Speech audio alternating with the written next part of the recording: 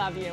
Okay, time now to Ask the Expert. As we kick off a new year and new travel, have you thought about where you want to go in 2024?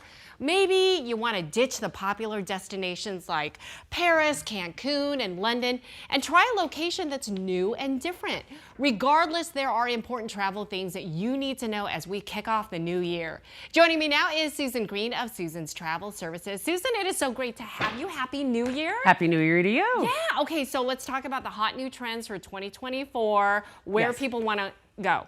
Well, there's, everyone always looks at is what is Instagrammable. Yeah. So, if it's not on Instagram, it didn't happen. Right. So a lot of times it is foodie. Foodie is a big thing. So if you like food, which I think all of us do, yes, you can actually do cooking classes either in location on a cruise. Expedition type travel is a big one too. And what we find is the smaller the place that people go, the more unique it is, the more people can't get to. Off the beaten path, yeah. People get to say, hey, look, I was here, and you're you like, can't where go. is that? I know, yeah, and you can't go. They get more excited about it. So, and especially the Instagram pictures. Yeah, it does. And you find, it was interesting, it used to be that the trending places were, hey, when I'm in my 50s, when I'm in my 60s, I want to go. And we're finding that it tends to be younger and younger people, especially now with housing not being affordable. People are deciding that they want to go travel.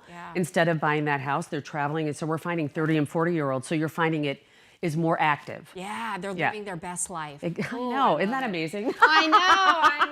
Where was I? I know, where was I? 30? I know. Yeah, we're working our. I know, working and cooking and Exactly. Okay, so let's talk about passports. As we remember last year, oh my gosh, that was such a big debacle. It is. What is the forecast for this year? Are the wait times going to be just as long, or what's the deal? That's what we're told. So we're told right now that the wait times have gone back to what they were pre-pandemic, which is great, right? Now, I have not applied for a passport, so I always rely on the people that have applied and ask them because, hey, all of us can say stuff online, but unless I know someone that has actually done it, I'm not going to believe them. Yeah. But there are some big differences that people need to know, a couple big ones.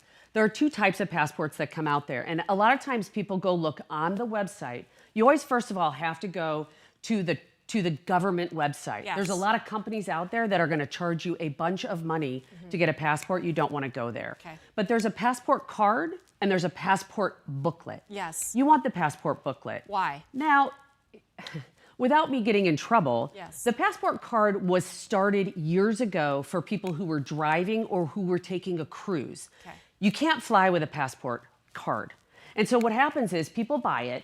They're going to go down to Rocky Point. That's what you need. They go, this is great. And then they get to the airport and you can't go anywhere. Yeah. And so to avoid having to spend money again, you might as well go get it. And I understand it is a cost because anyone 16 and under, you only get a passport for 5 years. When you go above that, you get it for 10. Okay. So the passport book, though, that is valid anywhere, whether driving, flying, wherever. You might as well, You might as well invest in it. Yes, okay. And it's more expensive. And a couple other things you need to make sure of is your passport cannot be bent. It cannot be chewed by your dog. You can't have any of these big issues that come in. And it's not, hey, I can't get into Jamaica. It's that the person that gets you there, the person at TSA at Phoenix isn't going to let you on the airplane. They're going to check it before that. And we've had clients that have had trouble with that. So don't get yourself into a position. Make sure you check it and make sure you know it before you go there. Okay, good to know. Something that I was not familiar with this year is this ETIAS visa. What is that about? So the ETIAS visa is still in works. So technically it was supposed to start in January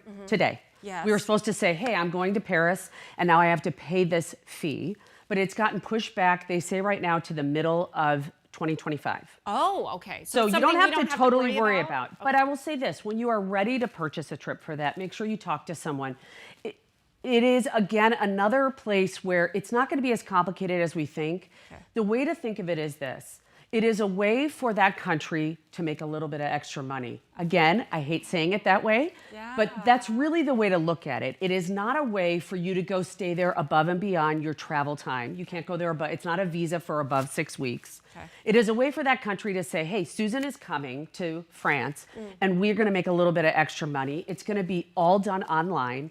And if you have someone that can help you, that's what services like a travel agency can come in and help you do. Okay, great to know. But it's not official yet, so there's no website. So even if you have a trip booked, you can't do it yet. Okay, well, that's one less thing we got to worry about. I know, exactly. I like that. I like that. Okay. Exactly. Susan, I like you. I like okay, you too. Thank you so much. You got it. Great information. I You know got you're it. going to stay. Yes. We've got 2 more segments coming up with Susan. Yeah. We're going to talk about the best travel deals, and we're going to take viewer questions. So speaking of which, if you have any travel questions you want to ask Susan, all you have to do is text them to us, 602-444-1212, and Susan will answer them in our next half hour. Make sure you tell us your name and where you're